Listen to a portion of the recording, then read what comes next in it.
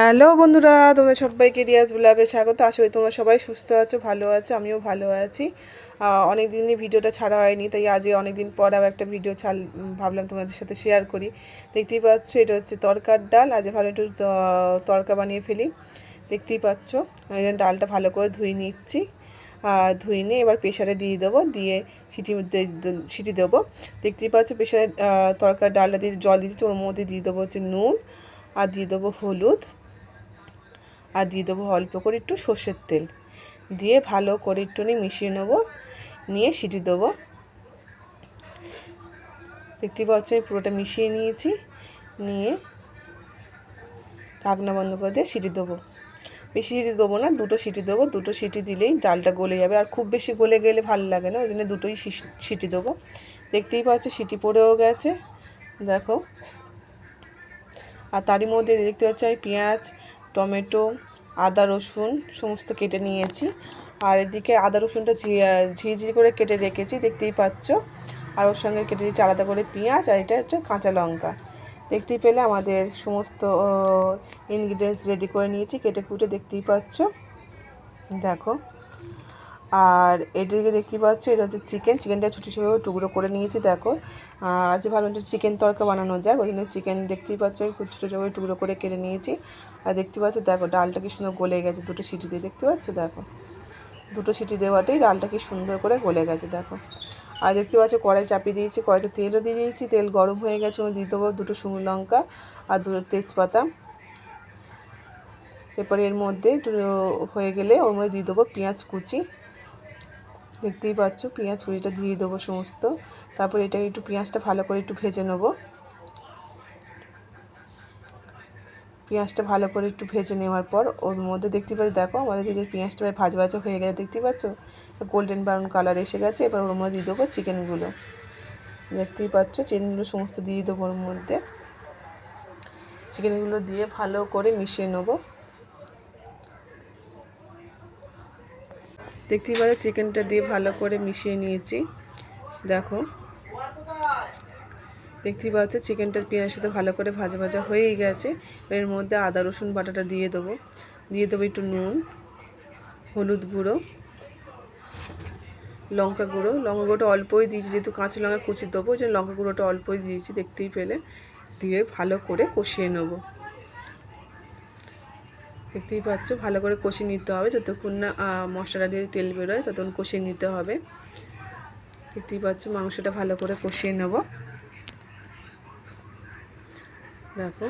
তারপরে এর মধ্যে দিয়ে দেবো হচ্ছে টমেটো কুচি, টমেটোটা কেটে রেখেছে কুচি করে, সেই টমেটোটা এবার দিয়ে দেবো। দিয়ে টমেটোটা দিয়ে ভালো করে কষিয়ে নেবো, যতক্ষণ টমেটোটা নরম হয়ে যায়। টমেটোটা দিয়ে ভালো করে কষিয়ে নেবো। একটুখানি কষানোর পর একটুখানি চাপা দিয়ে দেবো, যাতে ভালো করে টমেটোটা নরম হয়ে যায়। দেখতেই পেলে চাপা দিয়ে রেখেছিলাম খানিকক্ষণ, 5 মিনিট মতন। 5 মিনিট তারপরে খুলে দেখতেই পাচ্ছ টমেটোটা পুরো ভালো করে গলে গেছে, দেখো। তারপর এর মধ্যে দিয়ে দেবো, দেখতেই পাচ্ছ আমি চিকেনটাকে একটু সাইড করে নিয়েছি, কারণ হচ্ছে এর মধ্যে দেখতেই পাচ্ছ ডিমকে ফাটিয়ে রেখেছিলাম, সেই ডিমটা দিয়ে দেবো। ডিমটা দিয়ে ভালো করে দেখতেই পাচ্ছ মিশিয়ে নিয়েছি ডিমটা, দেখো। ডিমটা ভালো করে ওর সঙ্গে মিশিয়ে নেবো চিকেনের সঙ্গে, দেখতেই পাচ্ছ, তাতে ডিমটাও ভালো করে মশলার সঙ্গে মিশে যায়, দেখো। ভালো করে কষানো হয়ে গেলে ডিমটা ওর সঙ্গে তার মধ্যে যে ডালটা সিদ্ধ করে রেখেছিলাম ডালটার মধ্যে দিয়ে দেবো।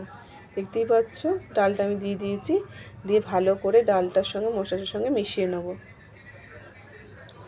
দেখো। পুরো মিশে গেছে।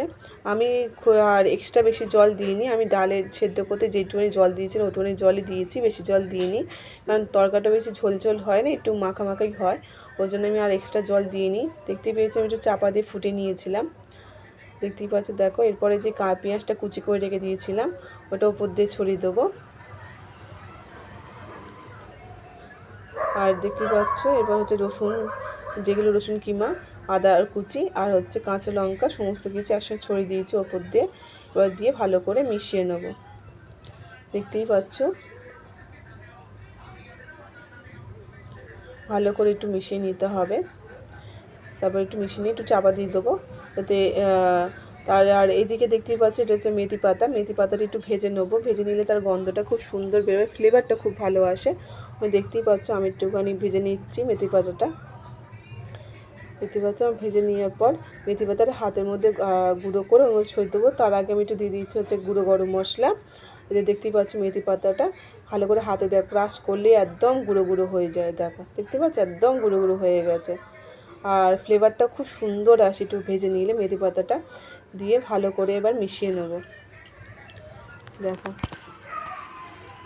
ভালো করে মিশিয়ে নিলে রেডি আমাদের এগ চিকেন তড়কা রেডি হয়ে যাবে। দেখতেই পাচ্ছ, দেখো ভালো করে মিশিয়ে নিতে হবে। এবার একটা পাত্রের মধ্যে ঢেলে নেবো। দেখতেই পাচ্ছ আমাদের এগ চিকেন তরকারি রেডি অ্যান্ড সার্ভ। দেখতেই পাচ্ছ, দেখো দেখে নাও। আর এদিকে দেখো যে তরকারি রেডি হয়ে গেছে, আমার ছেলেও খেতে বসে গেছে। আর তরকারি রুটির সাথে ছাড়া তো ভালো লাগেই না, ওই জন্য দেখতে রুটিও করে নিয়েছিলাম আমি। আর এই দেখতে পাচ্ছ দেখো আমার ছেলে খেতে বসে গেছে। তাহলে বন্ধুরা তোমরা অবশ্যই জানিও তোমাদের এই রেসিপিটা কেমন লাগলো। ভালো হলে অবশ্যই জানো। আজ ব্লগটা এত পর্যন্ত, দেখা হয় পরের ব্লগ। আমার সঙ্গে থেকো, পাশে থেকো। ও দেখা হয় পরের ব্লগে। Tata, bye bye.